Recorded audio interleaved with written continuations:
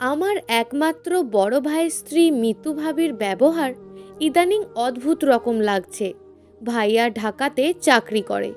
গ্রামের বাড়িতে আমি, মা, বাবা আর ভাবি থাকি।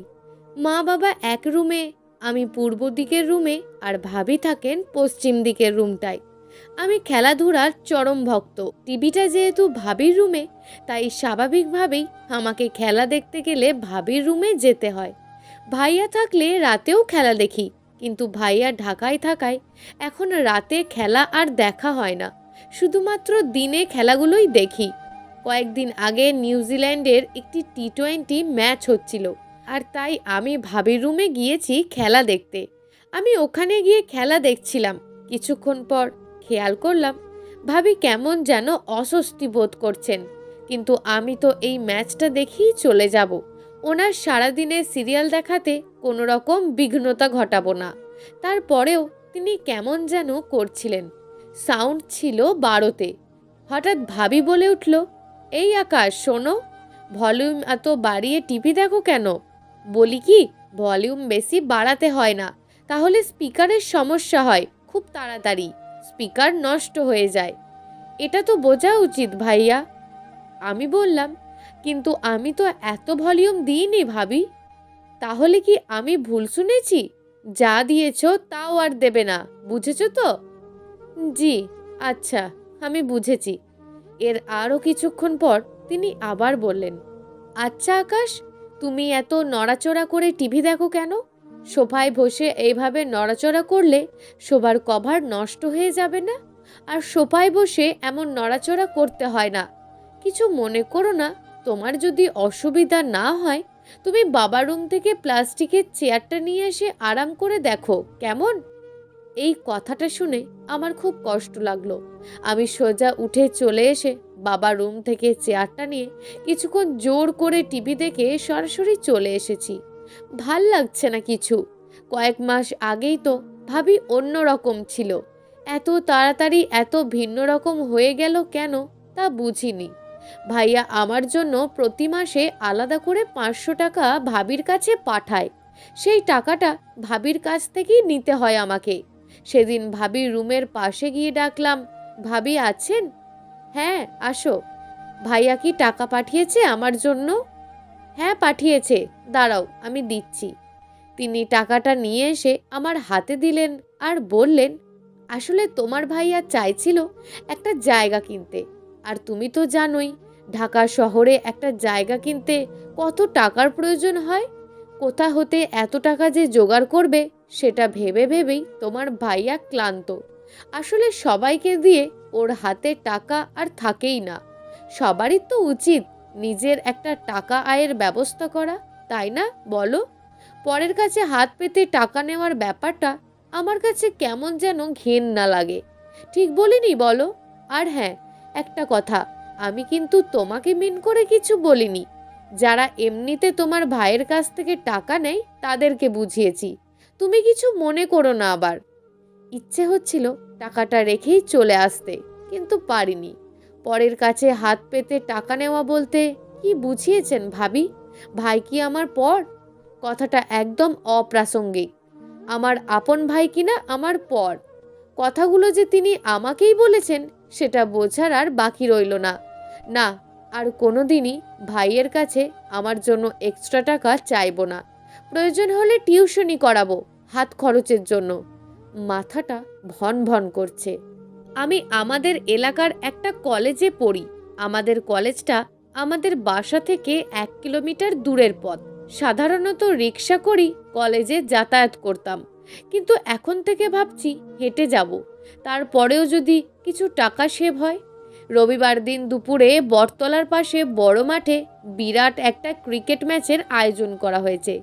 পূর্ব পাড়ার সাথে আমাদের পাড়ার খেলা। দর্শক জড়ো হয়েছে মাঠের চারপাশে। জুনিয়রদের মধ্যে একমাত্র আমাকে নেওয়া হয়েছে খেলাতে। অনেক উত্তেজনা কাজ করছে। এই খেলার হার জিত নিয়ে অনেক কথা হয়। দেখা যাবে, হারলে কলেজের পচানো হচ্ছে একে অপরকে। অনেক আগে থেকেই এই প্রতিদ্বন্দ্বিতা হয়ে আসছে। মেয়েরাও খেলা দেখতে এসেছে। মহিলারা মুরব্বীরা একটা সাইডে চেয়ারে বসেছেন। চারপাশে হই হই ব্যাপার। যথারীতি খেলা শুরু হয়েছে। প্রায় 2টার দিকে খেলা শেষ হলো। প্রচণ্ড রোদের মধ্যে এত মনোযোগ দিয়ে খেলেও আমরা হারলাম পূর্বপাড়ার ছেলেদের সাথে। তারা ট্রফি নিয়ে আনন্দ করতে করতে তাদের এলাকায় চলে গেল, আর আমরা মন খারাপ করে যে যার মতন বাড়ি ফিরলাম। এই নিয়ে টানা 2বার হারলাম পূর্বপাড়ার ছেলেদের সাথে। বাসায় আসলাম বেশ খানিকটা হতাশা নিয়ে। প্রচণ্ড তৃষ্ণা পেয়েছে। দৌড়ে গেলাম ভাবির রুমের দিকে। নক করে ভিতরে ঢুকে ফ্রিজ থেকে পানির বোতলটা বের করে নিলাম। ভাবি হয়তো বিছানায় শুয়ে টিভি দেখছিলেন। তিনি উঠে বসে আমায় কড়াভাবে বললেন, আকাশ, এভাবে কেউ ফ্রিজ খোলে? এভাবে কয়েকবার টান দিয়ে ফ্রিজ খুললে তো 2দিনেই নষ্ট হয়ে যাবে এটা। আর একটু পরপর এত ফ্রিজ খোলাখুলির কিসের জন্য সে আমি বুঝি না। এটা অনেক দামি ফ্রিজ, তুমি সেটা জানো। এটা নষ্ট হয়ে গেলে এখানে আশেপাশে ঠিক করানো যাবে না। একটু কেয়ারফুল হতে হয়। এই ব্যাপারগুলো বড় হচ্ছ তবু আজও বোঝো না কেন? আমি যেন কাঠ হয়ে গেলাম। খেলা হারার কষ্টটা তুচ্ছ অনুভূত হলো। বুকের ভিতর দিয়ে কথার আঘাতগুলো কতটুকু ছেদ করতে পারে এই প্রথম এত ভয়াবহ অভিজ্ঞতা হলো। ছাদে গিয়ে কেন জানি নিজেকে খুব তুচ্ছ ও ছোট মানুষ মনে হলো। ভেজা চোখ মুছে ঠিক করলাম এখন থেকে ভাবির ফ্রিজের আশেপাশেও আর যাব না। এইভাবেই দিন কেটে যায়। আমি ভাবির থেকে দূরে থাকার চেষ্টা করছি যতটুকু সম্ভব। মাঝে একবার ভাইয়া এসেছিলেন। ভাইয়া আমাকে ডেকে জিজ্ঞেস করলেন, কি রে, তুই টাকা নিস না কেন এখন? আমি বললাম, আমি টিউশন নিয়েছি, হাত খরচ আর দিও না, অভ্যাস করছি টাকা উপার্জনের, আর যদি লাগে তোমাকে আমি বলবো। ভাইয়া তৃপ্ত হলো, আর কিছু বলল না, শুধু এটুকুই বলল, আচ্ছা, লাগলে আমায় বলিস। পরের বছরের শুরুটা বেশ আনন্দময় ছিল আমার জন্য। ঘরে নতুন অতিথি আসতে চলেছে, আমি কাকা হতে চলেছি, আর ভাইয়া বাবা হতে চলেছে। আজ 3 দিন হলো গ্রামে বিদ্যুৎ নেই, যদিও সন্ধ্যা থেকে আকাশের বিদ্যুৎ অবিরতভাবে চমকাচ্ছে। কিছুক্ষণ প্রবল বৃষ্টি শুরু হয়েছে। বাবা আর আমি বারান্দায় বসে আছি। বৃষ্টির সময় বারান্দাতে বসে থাকতে আমার খুব ভালো লাগে। অবশ্য মানুষের অনেকগুলো ভালো লাগা থাকে কারণ ছাড়া। ঠিক সেগুলোর একটা হচ্ছে আমার বৃষ্টির সময় বারান্দায় এসে বসে থাকাটা। কেন ভালো লাগে সেটা আমি জানি না। কিছুক্ষণ পর আমি আমার রুমে গেলাম। রুমের জানালাটা দিয়ে বাইরের আকাশের দিকে তাকালাম। যদিও কিছু দেখা যাচ্ছে না, তবুও কাল্পনিক আর বাস্তবতার সংমিশ্রণে একটা খুব সুন্দর ছবি চোখের সামনে ভেসে উঠেছে। আমি সেদিকে তাকিয়ে আছি। আমাদের উঠোনে অনেক গোলাপ ফুলের গাছ আছে, সেখানে ফুল ফুটেছে। অনেক পাহারা দিয়ে রাখতে হয় এলাকার ছেলেপুলেদের জন্য, না বলে সুন্দরভাবে তারা ছিঁড়ে নিয়ে যায়। ফুলগুলোর ওপর বৃষ্টির পানি পড়েছে, আর ফুলগুলোর গন্ধ যেন চারপাশে ছড়িয়ে পড়েছে। সুন্দর অমায়িক লাবণ্যময়ী সুঘ্রাণ। আমাদের বাসার ঠিক পিছনেই আমবাগান, এবং আমবাগানের পাশে ঘন লতাপাতার ঝোপঝাড়। ঝোপঝাড়ে বৃষ্টির ফোঁটা পড়লে কেমন যেন একটা গন্ধ ছড়িয়ে পড়ে। আমার কাছে তাই মনে হয়। বেশ ভালো লাগে এটা আমার কাছে। কিছুক্ষণ পর বাতাস বইতে শুরু করেছে। হঠাৎ ভাবির চিৎকার শোনা গেল। আমরা সবাই ছুটোছুটি করে ভাবির রুমের দিকে দৌড় দিলাম। গিয়ে দেখলাম ভাবি বিছানায় শুয়ে প্রচণ্ড কান্না করছেন আর বলছেন, ব্যথা ব্যথা বলে চিল্লাচিল্লি করছেন। মা তাড়াতাড়ি গিয়ে ভাবিকে ধরলেন। আমি কি করব কিছুই বুঝে উঠতে পারছিলাম না। ভাবির চিৎকার দেখে আমার কান্না চলে আসছে। আমার আপন কোনো বোন নাই তো, তাই ভাবিকেই আপন বোন ছাড়া কখনো অন্য কিছু ভাবিনি। আর এই কারণেই বোনের কষ্ট দেখে আমার অটোমেটিক কান্না চলে এসছে। বাবা আমার কাঁধে হাত রেখে বললেন, কান্নাকাটি করিস না, কিছু একটা করতে হবে। বাবা আমার হাত ধরে বারান্দায় নিয়ে গেলেন। বাইরে বৃষ্টি হচ্ছে, রিক্সা বা ভ্যানওয়ালা কাউকেই পাবো না। সজল মিয়া আমাদের এলাকার ড্রাইভার, তার একটা রিক্সা আছে। ফোন দিলাম তার নাম্বারে, ফোন বন্ধ। কি করব কিছুই বুঝতে পারছি না। ওদিকে ভাবির কান্না শুনে শুনে মাথাটা ঘুরতে শুরু করেছে। লাইটটা আর ছাতাটা নিয়ে বৃষ্টির মধ্যেই বের হয়ে গেলাম। বাবা কিছু বলতে গিয়েও থেমে গেলেন। থমথমে কালো রাত, চারপাশে অন্ধকার। ভূতের ভয় আমার প্রচণ্ড রকমভাবে আছে, কিন্তু এই মুহূর্তে এসব ভাবার সময় নেই। সজল মিয়ার বাড়ি গিয়ে দেখি আর এক কাণ্ড। কি করব কিছুই বুঝলাম না। দুশ্চিন্তাগ্রস্ত হয়ে মাটিতে বসে পড়লাম। ভাবিকে হাসপাতালে কিভাবে নেব কিছুই বুঝতে পারছি না। সজল মিয়া জ্বরাক্রান্ত হয়ে তার ঘরে শুয়ে আছে। প্রায় 5 দিন ধরে তার জ্বর। ডাক্তার দেখানো হয়েছে। ডাক্তারের কথা মতো সে এখন রেস্টে আছে। রিক্সা কেউ চালায় না। তাহলে উপায়? ভাবিকে তো হাসপাতালে নিতেই হবে।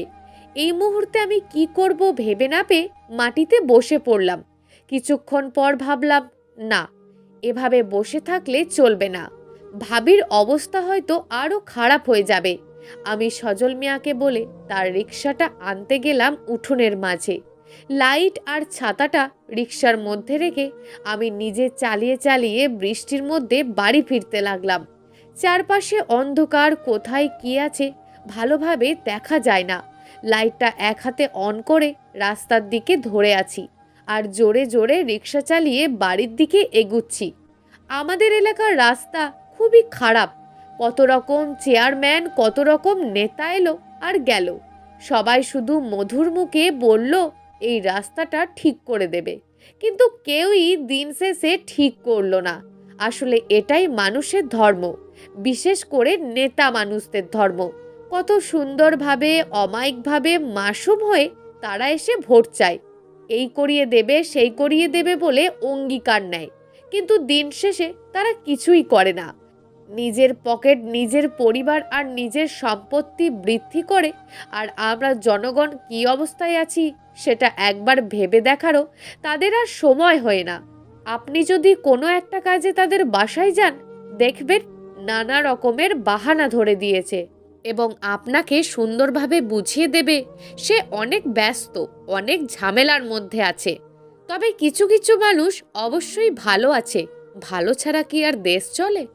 যাই হোক, এইভাবে ভাঙাচোরা রাস্তা দিয়ে আমি রিক্সা চালিয়ে চালিয়ে আস্তে আস্তে বাড়ির দিকে এগিয়ে আসতে লাগলাম। রিক্সাটা বেশ কয়েকদিন ধরে চালানো হয় না। ক্র্যাক ক্র্যাক শব্দ হচ্ছে আর আমার চালাতেও কষ্ট হচ্ছে বেশি। আমার বাড়ির উঠোনে এসে থামলাম। ঘরে গিয়ে দেখলাম ভাবি তখনও কাতরাচ্ছে ব্যথায়। আমি কি করব বাবাকে বললাম। বাবা বললেন, এখন তো একটাই উপায়, হাসপাতালে নেওয়া। ভাবিকে আমি আর মা মিলে ধরে রিকশায় ওঠালাম। মা আর ভাবি পিছনের সিটে বসেছে। আমি তাদেরকে একটা কাগজ দিয়ে ঢেকে দিলাম যাতে বৃষ্টির পানি না পড়ে। মা বলল, বাবা তুই চালাতে পারবি তো? আমি বললাম, মা সমস্যা নাই, আমি যতটুকু সম্ভব সাবধানতার সাথে চালাবো। প্রয়োজন হলে হেঁটে হেঁটে টেনে টেনে নিয়ে যাব। ভাবি নেতি যাওয়া মুখে আমার দিকে বারবার তাকাচ্ছে, কিন্তু কিছু বলতে যেও তিনি বলতে পারছেন না। তার মুখটা শুকিয়ে গেছে। আমার ভাবি অনেক সুন্দরী। সুন্দরী দেখেই আর পারিবারিক শিক্ষা দেখেই তাকে মা বিয়ে করিয়েছিলেন। সেই সুন্দর মুখটার মধ্যে কেমন যেন একটা কষ্টের ছাপ এই কয়েক মুহূর্তেই হয়ে গেল। ভাবি হাত দিয়ে কিছু একটা বুঝিয়েছেন, কিন্তু আমি সেটা বুঝিনি। ভাবি মায়ের কাঁধে হেলান দিয়ে বসে আছে। আমি ওদেরকে কাগজ দিয়ে ঢেকে রিক্সা চালাতে শুরু করলাম। বাবাকে বললাম ঘর সামলে রাখতে, বাবা থাকুক বাড়িতে। যদিও বাবা খুব করে আসতে চাইছিল, কিন্তু এখনকার পরিস্থিতি, বাইরে এত প্রচণ্ড বৃষ্টি, অন্ধকার, কিভাবে আর একটা মানুষ যাবে? আর ছাতাটা সাথে নিয়ে এসছি, লাইটটাও সাথে নিয়ে এসছি। বাবা ইচ্ছা করলেও আর যেতে পারবে না। রিক্সাকে ধীরে ধীরে চালাতে চালাতে হাসপাতালের দিকে যাচ্ছি। আমাদের এলাকার রাস্তাটা এতটাই খারাপ যে এখানে ভাঙা আছে, তো পাশাপাশি একটু বৃষ্টি হলেই এখানে পানি লেগে যায়। আর পানি থাকার কারণে আমার বুঝতে অসুবিধা হচ্ছিল কোথায় গর্ত আর কোথায় গর্ত নেই। তাই রিক্সাটাকে না চালিয়ে আমি হেঁটে হেঁটে রিক্সাটা টেনে নিয়ে গেলাম। ধীরে ধীরে তাদেরকে নিয়ে যেতে লাগলাম। এখানে নর্দমার পানি থেকে বিশ্রী একটা গন্ধ আসছে। আমার প্যান্ট ভিজে গেছে অনেকটা, কিন্তু করার কিছুই নেই। এই মুহূর্তে এসব ভাবলে চলবে না। ভাবি আরো জোরে কাতরাচ্ছে, এতে আমার কান্না পেয়ে যাচ্ছে। আমি কি করব? কিন্তু এইভাবে আমাকে কাঁদলেও তো চলবে না। আমি ধীরে ধীরে এগোতে লাগলাম। মাঝে মধ্যে ভাবিকে বলতে শুনলাম, আকাশ ভাই সাবধানে যেও, ভাই আমার সাবধানে যেও, তুমি নিজেকে সেফ রেখো কেমন। আমার কাছে এই কথাগুলো যেন মধুর মতন লাগলো। আমি ধীরে ধীরে পা দিয়ে গর্তগুলো অনুমান করে করে নর্দমার পানির ওপর দিয়ে প্রায় আধা কিলো রাস্তা ঘন্টাখানেক সময় নিয়ে পেরুলাম। এইভাবে রাস্তাটা পেরিয়ে বড় রাস্তায় উঠলাম।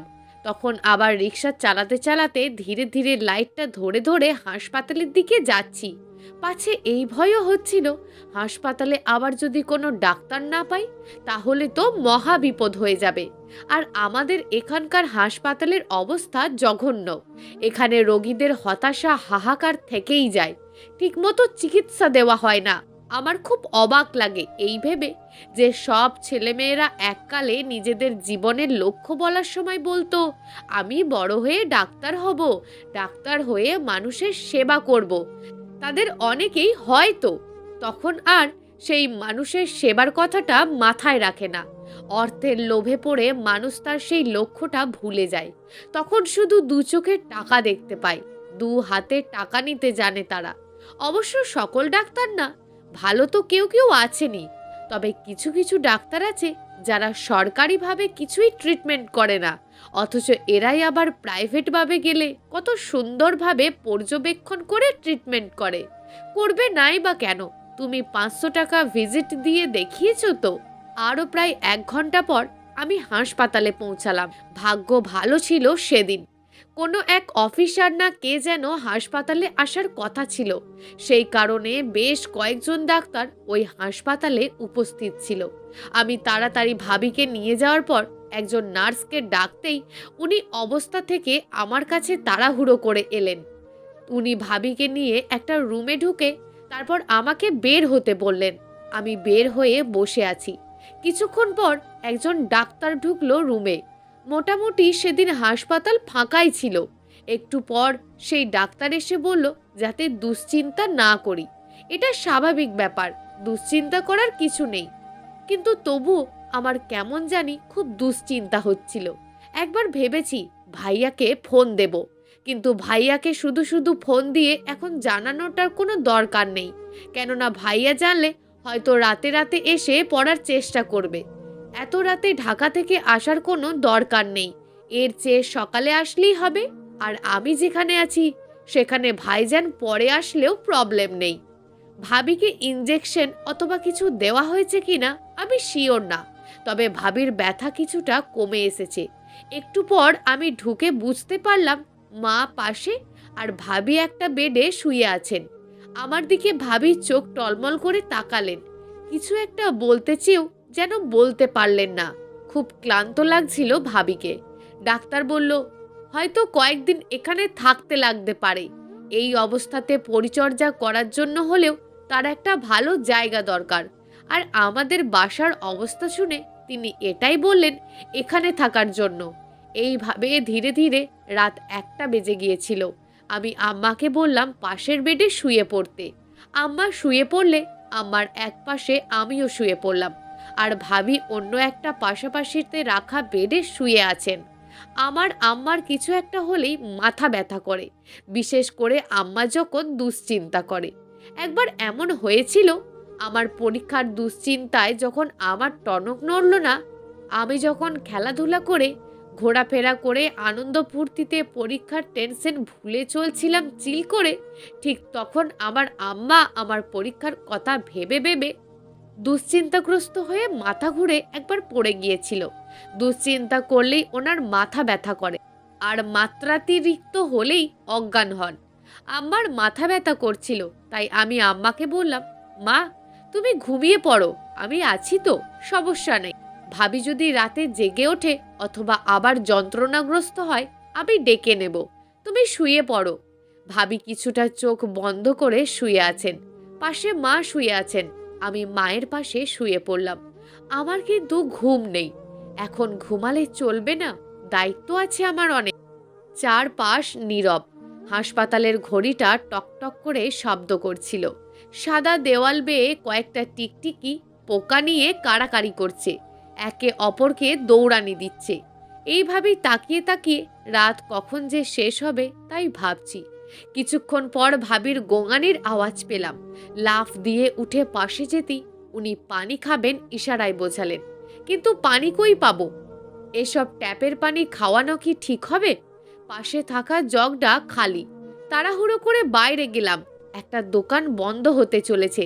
তাড়াতাড়ি গিয়ে একটা পানির বোতল কিনে আনলাম। আবার দৌড়ে এসে ভাবিকে দিলাম। ভাবির মাথাটা অল্প উঁচু করে খাওয়ালাম। আরও কিছুক্ষণ পাশে বসে থাকলাম। ভাবি আমার দিকে তাকিয়ে আছে। ভাবির চোখ দিয়ে এক ফোঁটা পানি পড়ল মনে হয়। হাতের ইশারায় বুঝে আমি কাছে গেলাম। ভাবি আস্তে করে বললেন, ভাই ঘুমাই পড়ো। যাও ভাই, ঘুমাও। এরপর আর কিছুক্ষণের মধ্যেই আমি ঘুমিয়ে পড়ি। পরদিন ভাইয়া আব্বা এসেছেন, আরও আত্মীয়রাও এসেছে। এর আরও একদিন পর সেই কাঙ্ক্ষিত সময় চলে এলো। সবাই অপেক্ষায় আছি, ছেলে নাকি মেয়ে, মেয়ে নাকি ছেলে। ভাবির সিজার হচ্ছে, বাইরে আমরা অপেক্ষায়। খুব কষ্ট লেগেছিল সেদিন। এত কিছু করেও আমি পারলাম না। আমার ভাতিজা জীবিত ছিল না, বাচ্চাটা পেটেই মারা গিয়েছে। শুনে সবাই কান্না শুরু করে দিল। আব্বা কঠিন মনের মানুষ, কিন্তু সেদিন তিনিও কেঁদেছিলেন। আমি বাচ্চা মানুষের মতন কান্না করেছিলাম। বেশ কয়েকদিন পর ভাবি এখন সুস্থ। বাসাতে নিয়ে আসা হয়েছে 2 দিন হলো। আমি ভাবির রুমে পাশ দিয়ে যাচ্ছিলাম। মন খুব খারাপ আমার। আমি কাকা হতে পারলাম না। ভাবি আমাকে ডাকলেন।